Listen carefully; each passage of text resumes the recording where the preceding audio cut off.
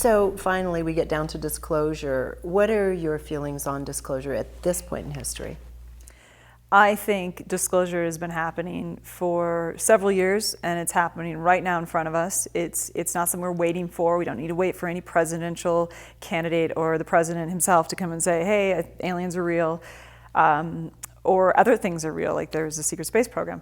I think that it's happening, and they're giving us hints, and they're waiting for us to get it. And those people who get it, who've connected the dots with, whether it be through movies or TV or even it seems that even NASA is like just releasing all these photographs, and then they wait till people say something. Oh, that's weird. That looks like a base on the far side of the moon. Oh, no, that's just some rock formations. It's almost like they're part of the process.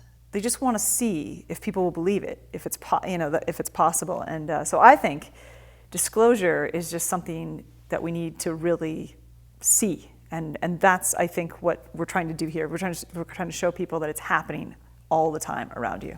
I agree. I think it's ubiquitous. For the last 50 years, it's been disclosure the entire time. Yes. Yeah. You, Jay? Yeah, I actually agree. I would just reemphasize, that NASA is releasing odd things.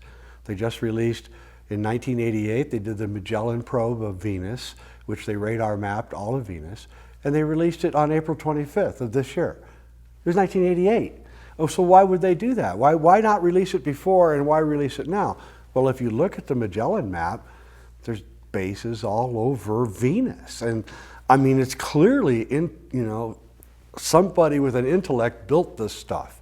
And so NASA wants us to see it. And it's like, okay, Venus is supposed to be 800 degrees and, no atmosphere, just sulfuric acid. And yet there's bases. How are they able to do this? What's going on? That's the questions they want you to ask. Then you realize, oh, maybe it isn't 800 degrees. Maybe it isn't anything we've been told. For me, because I've worked in the media so much, I think my whole take on disclosure changed a little bit. I think disclosure is happening all around us. And when I started to connect the dots between some of my favorite movies and some time periods and presidential elections, and I started to really realize that they're giving us all the information we need, but they're waiting for people who can see it before they are going to validate it.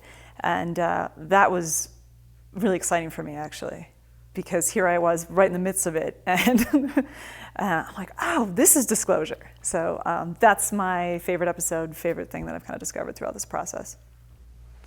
I think my favorite part of this whole thing is that, a couple of years ago they had the Citizens Disclosure Project, and Stephen Greer and all these senators and congressmen came out, and nothing happened. And so, so why didn't anything happen? Well, because the networks didn't report it. The newspapers didn't report it. And what I'm so happy is that we have Gaia, which is allowing us to report this to the world. And I think what that has done is it's created a kind of a watershed effect where everybody else who knows about the secret space program but is a little bit worried about talking will come forth now that they see that we're treating everybody else and the information with respect that it deserves. True. I was there for the disclosure in 2001. Yep.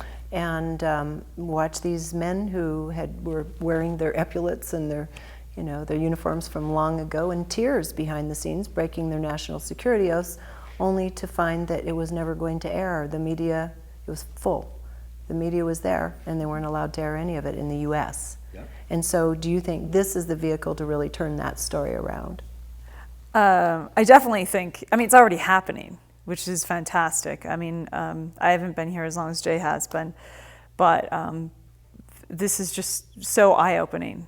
Like just the people that are coming forward, not just this series, but some of the other stuff that we have in store, and hopefully, as he said, more seasons where we can dive deeper into things. And I didn't even think that was possible. It was just something I hope would happen. And I got to dive into people that have been contacted. That it's not just like the famous story of Maria Orsic, which we touched on a little bit, but there's actually some very influential people that I don't think people have really connected the dots that have said publicly that they have been contacted by alien beings and given information, whether they're scientists or engineers or they're movie writers. And that's really interesting, and all at very strange times in history. So that to me was... It's almost like the aliens are choosing certain people at certain times to release the information, and then it just goes public because these people are so powerful people, such powerful people anyway, and that's how they're kind of doing it. It's just very quietly Right. influencing everybody. Very interesting.